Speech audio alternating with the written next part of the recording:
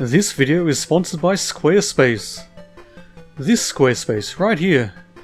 I don't know why exactly an empty block of concrete wants to sponsor a YouTube video, but every time I walk past I hear it whispering to me, murmuring in a voice that is soft yet strong, and which echoes like the plaintive cries of the deceased spirits of 1,000 children speaking from beyond some unimaginable portal between worlds, between realms, a whirlpool in the fabric of space-time. And that voice promises me riches beyond imagining if only I do its bidding, if only I tell everyone to come and stand in the square space, come and be made one with the vast consciousness that dwells beyond the veil of this mortal plane. I'm terribly sorry, my brain seems to have broken. I'll seek therapy later. Actually though, in a much more real sense, this video is sponsored by the insanely generous RoboRat, the first person to donate through my Ko-fi page. So huge thanks to you, RoboRat. And if anyone else is similarly insane, the link's in the description. One more thing, I want to mention that I've started a Twitter account for the channel. I'm not too good with social media, but a few people suggested it, so what the hell. I'll be using it to announce new videos and live streams and stuff like that, and giving updates on what I'm working on and what I've been playing, and probably retweeting other game-related content that's caught my eye. So please give me a follow if you feel like it. The sharing or retweeting of my videos is a great way to help the channel grow. Links in the description as well. Anyway, on to the actual topic of this video. I've mentioned before that the Master System was my first ever console, and I loved it. By the time I got my hands on one, the Mega Drive had already been released, but I was largely oblivious to that fact at the time.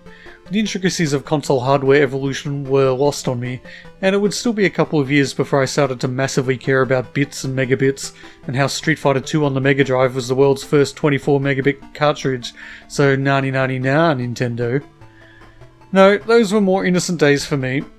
So when I got my hands on a copy of Sonic the Hedgehog for my precious Master System, it didn't bother me at all that it was a somewhat downgraded version of the Mega Drive game. In fact, I didn't realise that there was any real difference between the two until a school friend with a rather richer family than mine started telling me about his shiny new 16-bit console. Even then I didn't really care, all I knew was that I had Sonic the Hedgehog and it was great. Of course, as time went by and I eventually got a Mega Drive of my own, I came to see the 16-bit versions of the Sonic games as definitive, and they're the ones that now hold pride of place in the fairly significant part of my brain dedicated to 90s nostalgia. But having once again played through all the Mega Drive Sonic games, which I live-streamed by the way, I found myself wanting to revisit my very first experience with Sega's blue-haired mascot. Except it's not really hair, is it? It's quills, I think. I've never actually seen a hedgehog in real life, I've only seen their Australian equivalent, the echidna. And let me just say they look nothing like Knuckles. But he comes later. For now, this is Sonic at his most basic.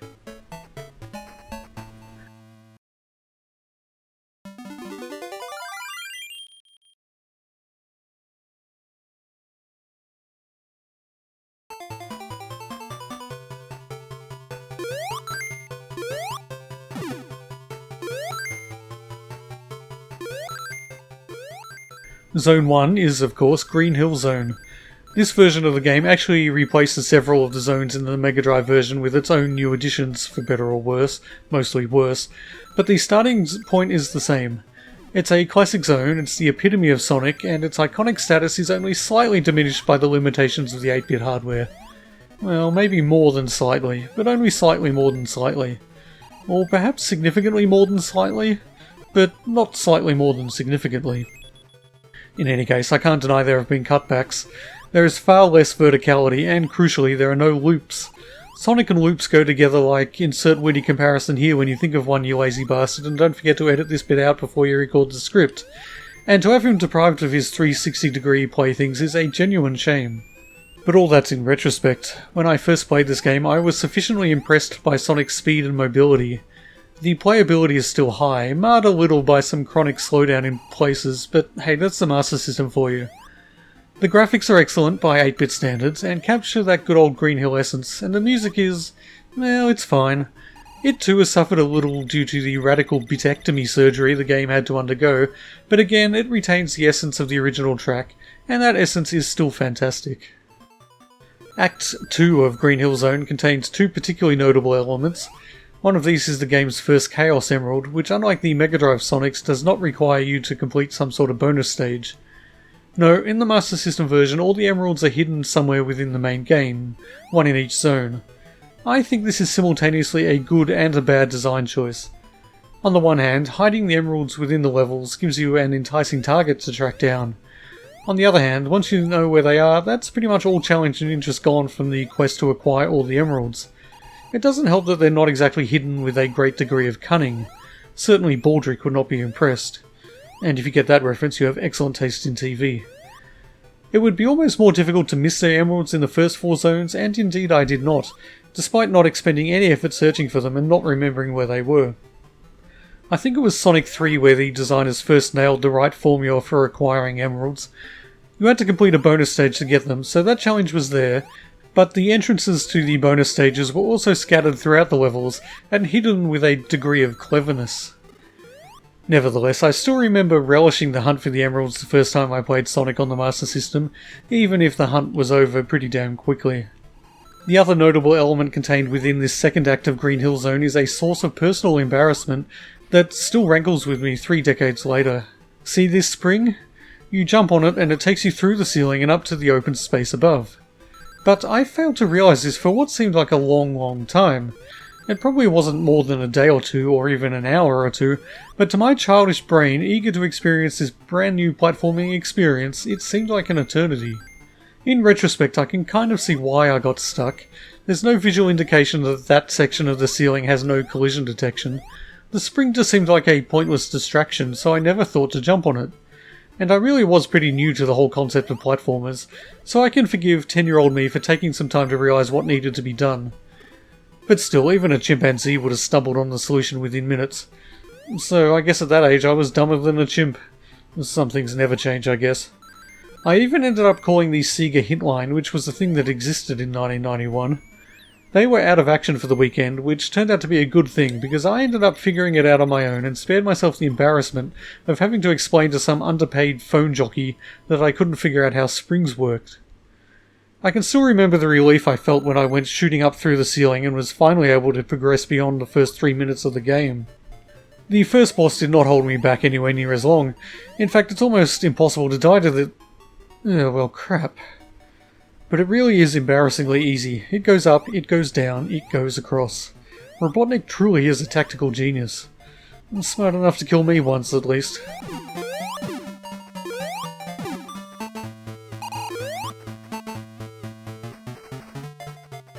Now, even though the emeralds are something you have to find rather than a reward for beating a special stage, there are still little bonus stages you can enter if you finish an act with enough rings.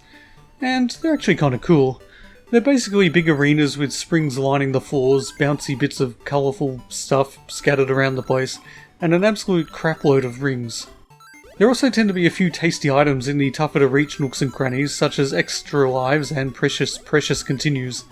There's a 1-minute time limit, and if you don't make it to the end before it expires, you lose the continues and any points you would have got from the rings, so it can actually become a tricky risk-reward proposition, especially since it can be quite difficult to maintain any semblance of control over Sonic, and I don't care how amazingly resilient his inner ear is, after this he must be dizzy to the point of vomiting.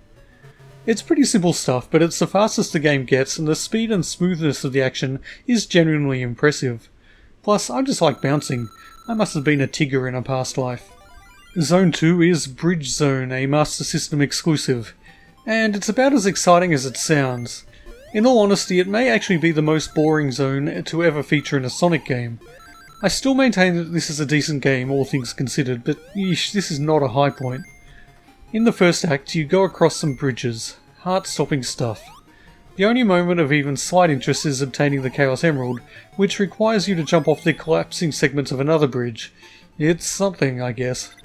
Act 2 of Bridge Zone is almost a carbon copy of the first, except for some inexplicable reason it's a forced scrolling level, which I really think is a terrible idea for a Sonic game, even one like this, where they probably felt they needed to add a few extra tricks to stop the whole thing from just being too damn simple. It really is very much the same as Act 1, except now you have to wait for the screen to advance before you can jump to the next platform. Compelling gameplay this is not. The boss is kind of a pain in the ass. It's not exactly tough, but unless you know where you need to be standing, you will definitely die a time or two. There are no rings in the boss stages of this game, and that's not a huge issue. All the bosses are pretty damn easy once you have a chance to see the incredibly simple way they work, but on a first attempt you're almost guaranteed to take at least one death. Next up, Jungle Zone. It's a definite improvement over the last. It's more visually interesting, there's a little bit more verticality, and there are vines that allow Sonic to show off a bit of his rolling prowess. There's still no comparison to the loops, ramps and half-pipes of the Mega Drive game, but it's something. Act 2 throws another little twist into the formula, and it's a damn sight better than the forced scrolling of the previous zone. In this act, the only way is up, as you have to ascend a waterfall, or more accurately a headache-inducing wall of flashing blue zigzags. It genuinely hurts my eyes to look at this. As a gameplay gimmick it works okay, the only real problem is falling off the bottom of the screen is instant death, and it often scrolls up at rather inopportune moments, leading to a certain amount of frustration. The boss is one of the game's better ones, although that's really not saying much. The rolling bombs are at least thematically appropriate, and it's mildly satisfying to time your jumps over them and into Robotnik's flimsy flying egg machine. Zone 4 is... oh god, it's Labyrinth Zone. Why did they have to retain this zone from the Mega Drive original? Slowing Sonic down by submerging him in water has never been a good idea. To make matters worse, this place seems particularly prone to slow down. So that's water and technical limitations, making Sonic move like an exhausted slug with severe motivational issues. It's really not a good time. The zone looks fine, in fact it does possibly the best job of replicating its 16-bit cousin, and the layout has a bit more complexity than the zones that have come before, but it doesn't matter, this place is a nightmare to traverse. An agonizingly slow nightmare. Damn it, Sega, Sonic goes fast, and it's the one thing everybody knows about him. Even the boss is sluggish, as you really have to wait for him to move into the right spot before you can attack him, and then lazily dodge his slow-moving torpedoes. On to the next zone ASAP, please. Which is Scrap Brain Zone. Yes, the final zone of the Mega Drive version is the penultimate zone here, and it's another decent recreation of the source material. The first act can be completed in roughly the time it takes you to blink, provided you have some sort of crippling eyelid disorder, but the second act is probably the most complex level in the game. That's really not saying much, but there are multiple floors, doors that can only be opened from one side, and teleporters to mess up your sense of spatial orientation. Alas, there is no boss in this zone. Well, not really. Robotnik makes an appearance, but he runs away and escapes up an elevator. Like I say, that guy is a tactical goddamn genius. You follow him to the sixth and final zone, Skybase. It's another Master System exclusive level, but there's no new music here. It's just the same as the music from the previous zone. Incidentally, just in case it's not clear, I should point out that while there are 3 new zones in the Master System version that weren't in the Mega Drive game, there are also 3 zones which were cut out, meaning the total zone count is the same. I'm sure that was obvious to most, but I guess there may be a few oddballs out there who aren't intimately familiar with a 30-year-old video game for some bizarre reason. Anyway, Skybase Zone. Act 1 is set amongst dark storm clouds and features lightning, cannons, and this thing. I don't know what it is, but it's positioned so you can't jump over or under it, and it moves very, very, very slowly towards you. All you can do is lure it off to one side, which takes an eternity, and then just walk under it. And yet, despite the fact this takes forever, I completed the entire level in well under 2 minutes by the in-game timer. It's weird how time works, huh? Act 2 takes place on Robotnik's airship, and it's an even shorter level. It's still annoying as hell though, because there's no rings, but what there is a plethora of cannons and bombs that of course kill you in one shot, not to mention cause significant slowdown when there's enough on screen at once. And I spoke too soon, there is actually new music in this bit. Now, I haven't actually talked much about the music so far. It's all pretty good, I guess. The adapted versions of the Mega Drive game are about as good as you can expect. The new tunes are maybe a little disappointing, but it's really tough to be objective about this. Although this was actually the first Sonic soundtrack I ever heard, it has long since been overridden in the nostalgia centers of my brain by the Mega Drive tunes. Is that why I find them not particularly interesting?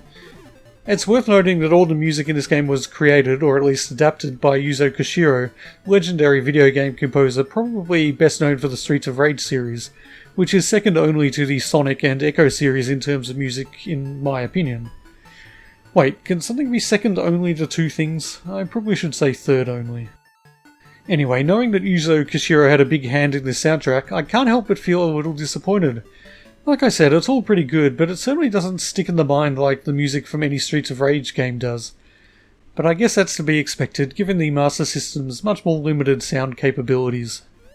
Well, with the last act of the game done in around 45 seconds, it's time to face the final boss. And it's not exactly an epic challenge. There's a room-spanning lightning beam and the occasional flying ball of plasma to dodge. And it can be kind of tricky if you're as impatient as I am at least, but it's not going to keep most people occupied for too long. And now it's basically all over. Robotnik comes up with another cunning stratagem and runs to his teleportation machine, but Sonic counters with the even more cunning stratagem of following him.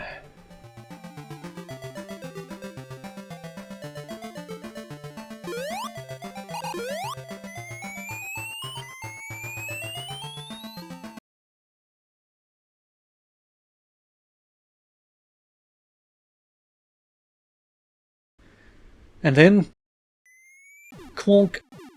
I love the rather low-key way it all ends, with Sonic just appearing from nowhere to bop Robotnik on his stupid fat head one more time. If I had all the emeralds, they'd appear and clean away all the pollution on the island, but I didn't find the ones in the last two zones, not that I spent any time looking. So I guess all the cute little critters will have to contend with choking black smoke and acid rain. Sucks to be them. And that's Sonic the Hedgehog on the Master System. It has genuinely been an interesting experience to play it again, especially after having made my way through all the Mega Drive games recently. I think the key difference between the 8 and 16-bit versions is just how incredibly insubstantial the Master System version is. Don't get me wrong, you can breeze through the 16-bit game in next to no time, but if you can breeze through that one, you can hurricane your way through this Sonic game. It's not a bad game. All the right ingredients are there just aren't enough of them to make even a good-sized snack. But hey, that's the way it was back then, and that's one reason I don't tend to romanticize the good old days of gaming, when you could pay full price for a game that you could polish off well within an hour, and which had minimal replay value. I mean, there's a good reason high scores were a thing back then, because without them, plenty of games would have had absolutely zero replay value at all, especially since speedrunning wasn't really a widely known concept. Of course, it wasn't always that way. Stuff like Wonder Boy 3, probably my favourite Master System game, and Govelius, both of which I've looked at on this channel, were far, far meatier games. They're still not exactly vast by modern standards, but they are proof that not every game on the Master System was as insubstantial as this one. So yes, there are reasons why, although this was my first Sonic game, it hasn't really entered my consciousness since the early 90s. When I played it, I loved it, and playing it again now, I can understand why in retrospect. But I can't feel that love, not anymore. Well, thanks for watching. Don't forget to like, comment and subscribe. Little things like that really do make a big difference to me. And do feel free to follow me on Twitter, just a reminder, the link's in the description. Until next time though, get off my lawn.